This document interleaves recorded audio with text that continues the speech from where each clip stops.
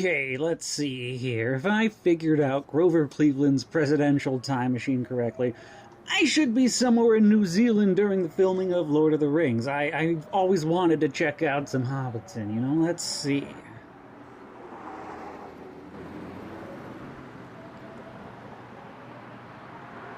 Okay, yeah, still working out some bugs. This is fine. Doesn't seem too far off from Washington from when I come from. I'm sure I can manage a dystopia run by an ancient magical being of pure evil. The smart thing to do would be to keep my head down and lay low till I figure things out a bit. Or, could say fuck it and raise some shit by talking about Samurai Jack. Yeah, let's do that.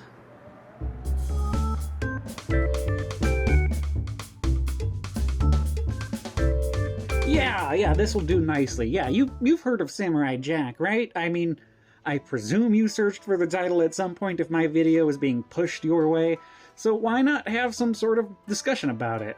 That's what this video series is intended to be, a conversation about the things we love. I pulled together a bunch of starter questions to get me going, so those are all listed in the description if you want to tackle things like I did, or you can just respond directly to what I had to say, or engage completely differently. Goal is just to not be a big old bag of dicks about it. So no, this is not a retrospective of Samurai Jack, and it shouldn't be a review of the series. That being said, I am going episode by episode in 2 weeks in my short and sweet video on this same channel, so if that sounds more like what you're looking for, please do what you need to do to catch that.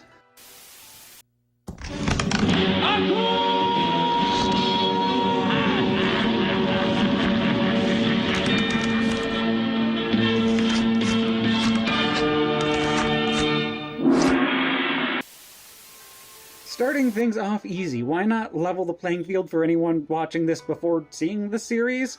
And if that is you, please tell me what you think after I gush about it for however long I do so. So, what is Samurai Jack? Well, it is a fantastic science fantasy animated action series from Cartoon Network in the early 2000s. Imagine Cartoon Network kinda like it is today, except, you know, variety.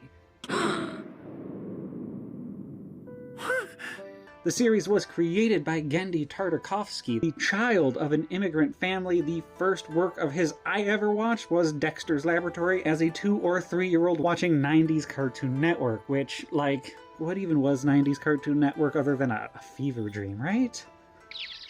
Put 'em back. Take care, chickens. Samurai Jack itself follows the titular samurai, whose name we never actually learn.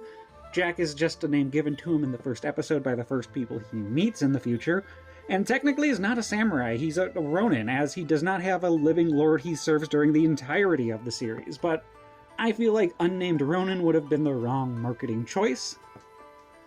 Wait, what am I doing? The series comes from a time when the opening explained everything themselves. Long ago in a distant land, I, Aku, the shape-shifting master of darkness, unleashed an unspeakable evil. But a foolish samurai warrior wielding a magic sword stepped forth to oppose me. Before the final blow was struck, I tore open a portal in time and flung him into the future, where my evil is law. Now the fool seeks to return to the past and undo the future that is Aku.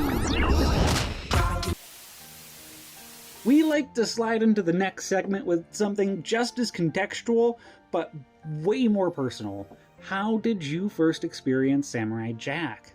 For me, this was one of the first times I was in on something from the very beginning.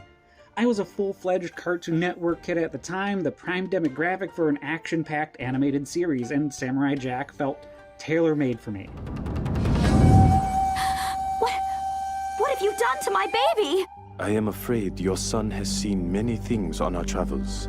I have crystal clear memories of sitting in front of the TV at my grandmother's house watching the Woolies conquer an army of SpongeBob-sounding meeple people. I must have watched the first couple of series on loop, as dictated by the Cartoon Network scheduling gods. but by the time season 3 rolled around, I was getting a little busier and the network seemed to be slowly burying the series. I don't even recall catching any of season 4 until years later. Then, for a while, Samurai Jack just kind of faded into the background, not forgotten, but quietly resting. That is, until the monumental news broke that the series was returning on Adult Swim to finally complete Jack's journey. The moment I heard, I was right back in my metaphorical seat, ready for the adventure, and once the complete series dropped on DVD, you better believe I grabbed a copy and indulged in an epic start-to-finish marathon. But that's my overall history with Samurai Jack. Plenty of little stories along the way that we'll cover, but in broad strokes, I feel like my journey with this amazing series was as straightforward as it could have been.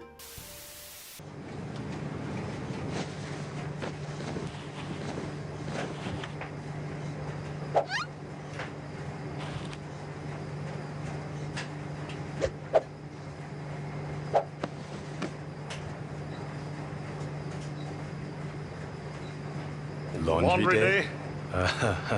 Yeah. Yep. And that didn't make the series any less memorable. To this day, you can put on nearly any episode of Samurai Jack, and it will absolutely hold up. My amazing spouse, who isn't nearly as into animation as I am and had zero knowledge or background with the series, caught a random episode and was instantly hooked. It was the season 1 episode where Jack sends a lava Viking to Valhalla, if you were wondering.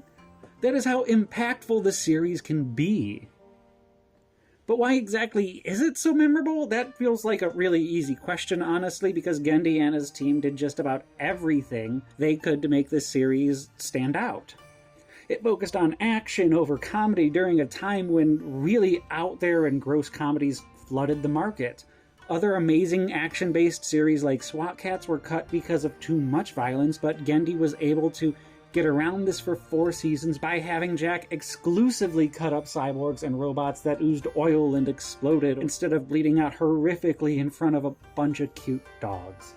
Genndy also made sure that his series was visually distinct, while his characters still bear Genndy's very distinct design, by simply removing the hard outlines that break up the characters from the backgrounds and their clothing. You instantly notice something is different about the series, but not exactly what. It was simply eye-catching in a way that is master class. None of this even goes into Genndy's ability to tell a story, the thing that has me consistently returning to the series for repeat viewings nearly every year at this point.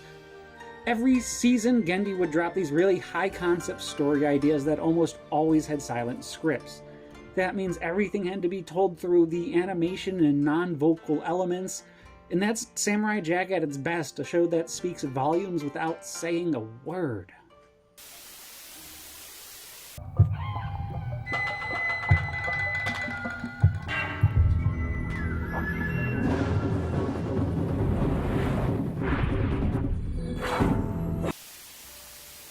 If we're talking about what Samurai Jack excelled at, we have to talk about its themes, because honestly, there wasn't a more thematically rich series on air at the time. I could easily do an entire video just dissecting these themes, and hey, if that is something you want, please let me know. We've got the classic battle between good and evil, heavy meditations on fate, and Jack throwing around the concept of honor more than Zuko. Regain my honor! I want to focus on 2 of its strongest thematic elements, though: isolation and mythology.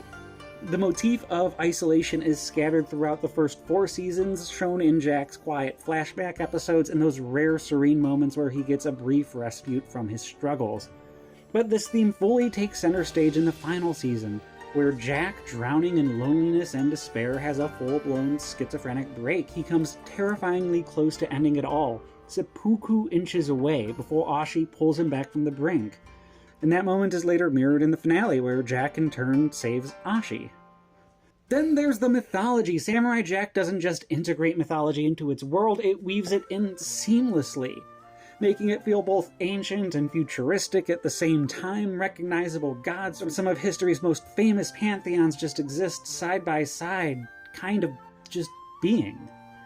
They're never fully explained, just looming in the background like Lovecraftian forces.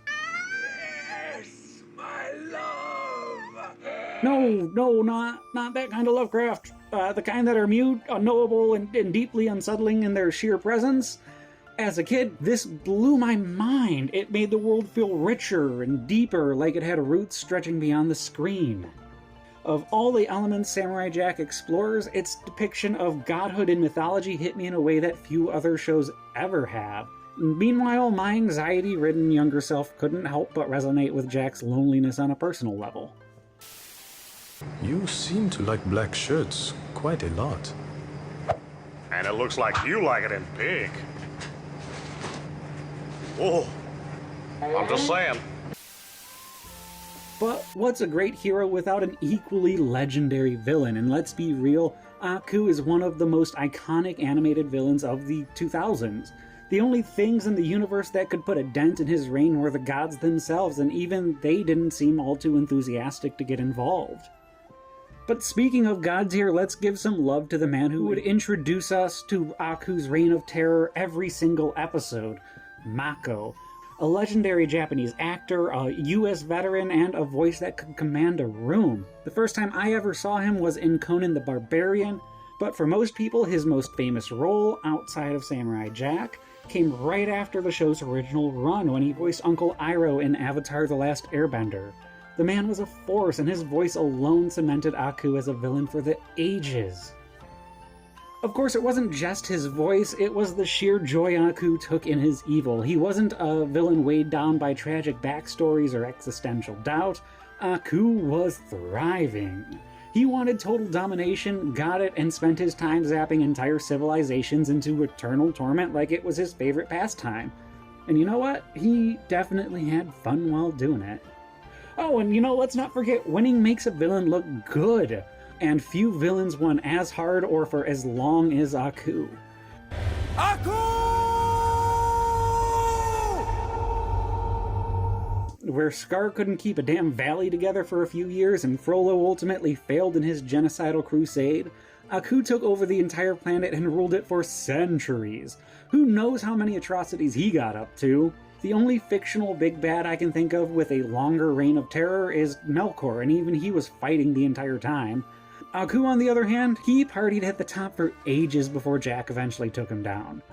In a world full of memorable villains, Aku isn't just another face in the crowd, he's one of the all-time greats. And as far as I am concerned, he's going to stand out for generations to come.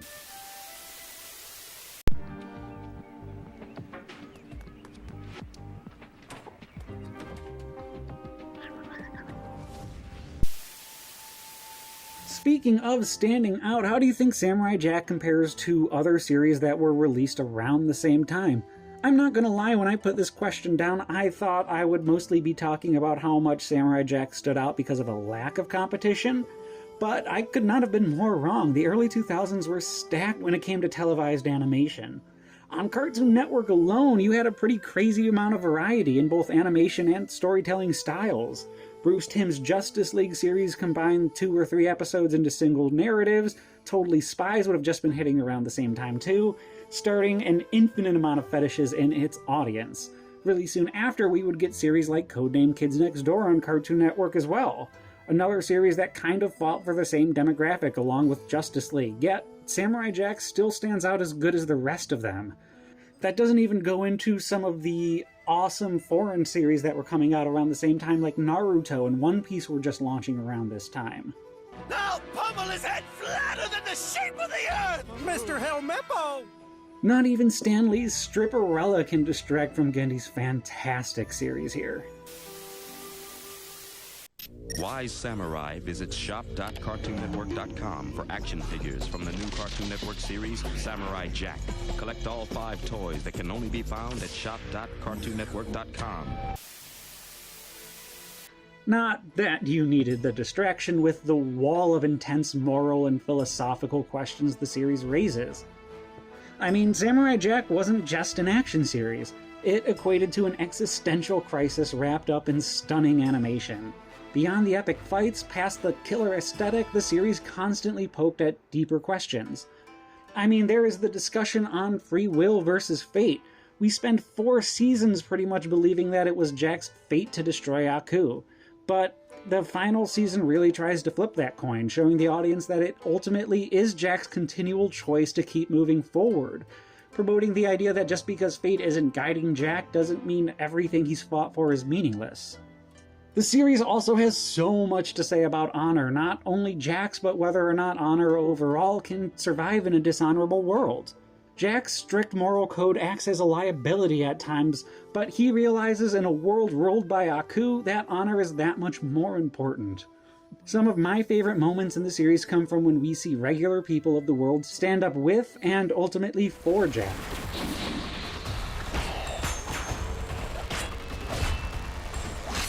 But my personal favorite, what do you do when revenge is all you have left? Jack's journey is pretty much fueled by vengeance, and when that mission starts to stall, he kind of spirals. Without his sword, his purpose, he comes that close to ending it all and making this video unmonetizable. Like my videos are getting monetized anyway. Samurai Jack raises the question, can you survive on vengeance alone? And I think answers itself with a resounding no!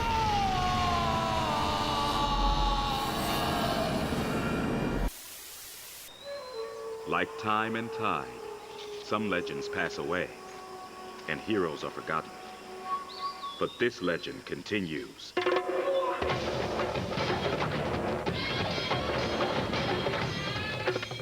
5 nights a week, the greatest warrior the world has ever known draws his sword to punish the minions of evil. Samurai Jack. And this wasn't just a series that asked deep questions, it was shaped by all the stories that inspired it. And I would argue that there are a few series that wore its influences on its sleeves as much as Samurai Jack. Obviously, there are the Japanese influences, the many wandering samurai and ronin stories that are the backbone of the Tartakovsky series. Jack himself is modeled after some pretty obvious archetypes. He's disciplined, he's honorable, and absurdly bound to duty. Jack feels like he was lifted directly out of an Akira Kurosawa movie and thrown into a punk dystopia. There is also the influence of Western animation, especially comic books. Genndy has gone on record talking about how much this series was inspired by the 1983 Frank Miller comic Ronin.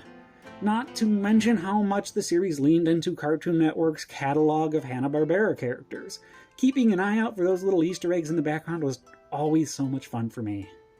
I don't think there is a culture that Samurai Jack doesn't lean into, at least for a moment. It felt like half of the point of Samurai Jack was to show that it's the best of these cultures combined into one warrior that is what ultimately carries the lead to victory. Not to mention how much the series used various mythologies as backdrops for the adventures for the lead. The series is proof that blending cultures does not necessarily dilute them. In this case, it more often than not enriches the cultures it borrows from. It doesn't just tell a single story, it tells all the stories, fused seamlessly in a world where time and space collide. In a distant time, evil had a form, then a name. I am Aku! Travel back and see how the terror began. I see that I must show your world who is master. So there is no real way of jumping into the next question without spoilers, so if you have gotten this far and still care, here be your warning. Because now we are directly talking about how the series ended and our feelings about it. Where I see the biggest points of contention with the series ending specifically is how much of a paradox the ending creates. We basically get the happiest ending possible with Jack going back to the exact point where he was, Plung him into the future, and immediately dispatching Aku, thus making the entire future the series takes place in an impossibility. At least for this new timeline. But how can Jack get sent to the past now if Aku is destroyed in all timelines? The series even points out the paradox with Ashi's death. Well, good news. There is an ancient power that the series never really explains in any meaningful capacity that usually answers all series plot holes. Magic, baby! We don't know how these spells or whatever the fuck kind of god magic Aku has at his disposal actually does. Aku himself could be outside of time, kind of existing at all points as far as the audience would know. All we see of him is the sassy fucker we love.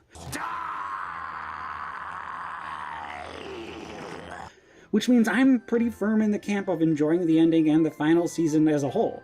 Sure, the art design is slightly tweaked and Ashi's face looks like 2 Pringles when you see her in profile, but it has some of the best action and story beats in the entire series, and was in part the reason Genndy would work on Primal as his next show.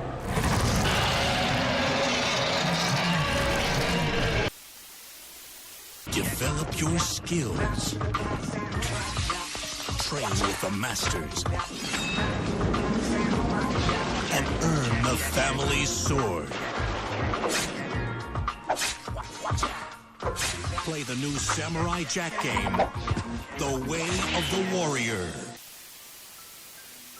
By every god depicted in the series, I love Samurai Jack. From the opening episode, it felt like everything an 8-year-old Casey wanted in a story. In a lot of ways, Samurai Jack was my first time being exposed to a lot of these bigger concepts and tropes. The first time I saw Seven Samurai, the references from Samurai Jack immediately made me latch onto that story that much more. The series never stopped being engaging or thinking of something new it wanted to say. You can tell the team behind Samurai Jack stretched the absolute limits of what they felt like they could do. The series also is just beautiful to look at. I could put on most episodes without audio and still find enjoyment out of it, especially the more abstract stories like Jack in the Haunted House. And I won't lie, I do not adore every episode. The series doesn't get a 100% passing grade by that definition. I cannot express how unfun I find the Farting Dragon episode, in spite of its Monty Python nonsense. But also, it doesn't need to be the best thing ever. Samurai Jack does exactly what it set out to do as far as I can tell, and that happens so rarely, I cannot help but admire it for finishing as strong as it did. And passing grades are arbitrary bullshit anyway. At the end of the day, Samurai Jack is not just about a samurai, it is about identity, it is about purpose and morality, and it's about the weight of destiny. It's a series that always made me think, and that is why it still hits just as hard today as it did when I was a kid on my grandma's floor. Like your new sandals? No, there is something wrong. But they're custom made for samurai flying, samurai swimming, and samurai sword fighting. Yes, I know. Okay, we'll get them in pink. Samurai Jack, Fridays at 9:30. But I suppose that is what Samurai Jack means to me. Now, I need to know what it means to you. Drop your thoughts in the comments, get a conversation going. Oh, and hey, thank you for hanging out with me all video. It genuinely means a lot to have you here on this dive into one of animation's greats. If you like this, stick around for a list of the things we are covering in the upcoming months, and I will be going over the individual episodes of Samurai Jack in a little more depth in 2 weeks, so keep a lookout for that. But for now, I think it's time I make like Jack and get back to wandering, find my presidential time machine. Hopefully I don't run into any evil demonic shapeshifters, but you know, I'm sure I'll manage. You just go out there and be a hero for someone. Anyone the way Jack was a hero to so many. Upcoming episodes on Books in May, Superman in June, the MCU Phase 2 in July, science fiction in August, and Disney's package era in September.